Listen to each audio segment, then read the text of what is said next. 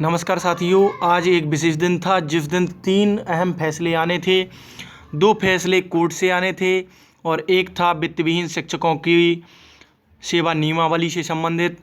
तो मैं तीनों न्यूज़ एक ही में बताने जा रहा हूं कि क्या हुआ, क्या कोर्ट का अपडेट रहा, क्या बैठक में अहम फैसले लिए गए जो कि प्रयागराज में संपन्न हुई।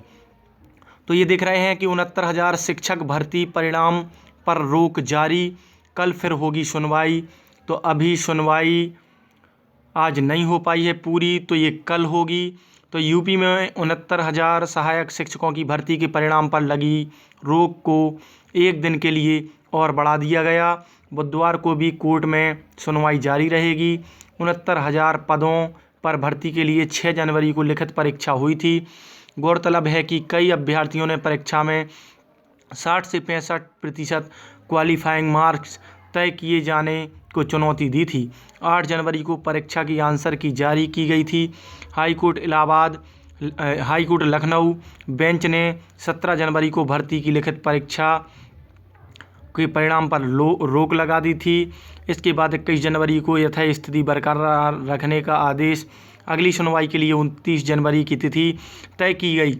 हालांकि 22 जनवरी को शिक्षक भर्ती का परिणाम घोषित होना था, लेकिन अभी भी इस पर रोक लगी है। तो कल ये जो कट ऑफ संबंधी जानकारी है, ये कल सुनवाई होगी। तो पल पल के अपडेट के लिए हमारे चैनल को सब्सक्राइब करें।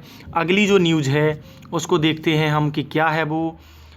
तो आगे मैं बता दूं कि ये लिखा हुआ है अगला कि 69,000 शिक्षक भर्ती जो है पेपर लीक मामले की सुनवाई पूरी, अगली डेट 31 जनवरी को।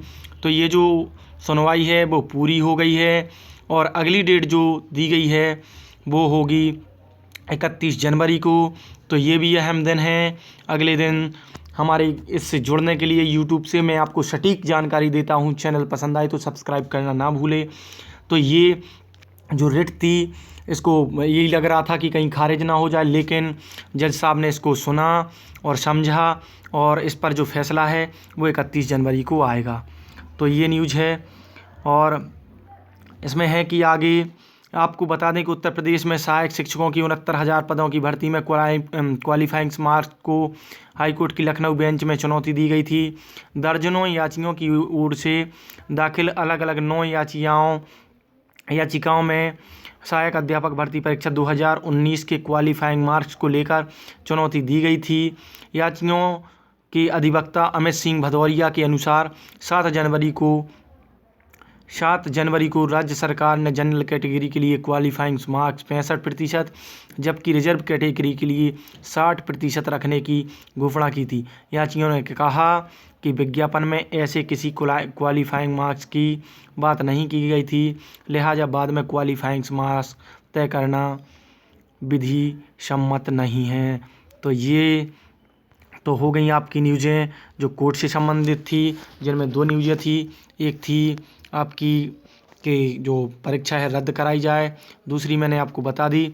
तीसरी जो न्यूज़ है वो है वित्तविहीन शिक्षकों के लिए। तो वित्तविहीन शिक्षकों के लिए केशव प्रसाद मौर्य जी ने कहा था कि कैबिनेट की बैठक में सेवा नियमावली पर चर्चा होगी। तो आइए जानते हैं क्या मोहर लगी या नहीं, तो इसके बारे में विश्लेषण करते हैं कि ये न्यूज़ है। कैबिनेट बैठक हुई खत्म, इन फैसलों पर सीएम योगी आदित्यनाथ ने लगाई मोहर। तो कुंभनगर में आज योगी आदित्यनाथ मंत्रिमंडल ने इतिहास बना दिया है। यानी पहली बार इलाहाबाद, जो प्रयागराज है, इलाहाबाद का नाम चेंज हुआ, वहाँ पर बैठक हुई है।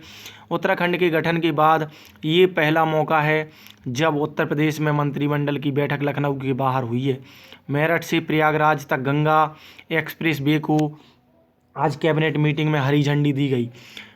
तो एक्सप्रेस वे को मिला और करीब 36,000 करोड़ रुपया कि इस प्रोजेक्ट को गंगा नदी के किनारे बनाया जाएगा, जिसमें गंगा नदी की महत्ता और बढ़ेगी।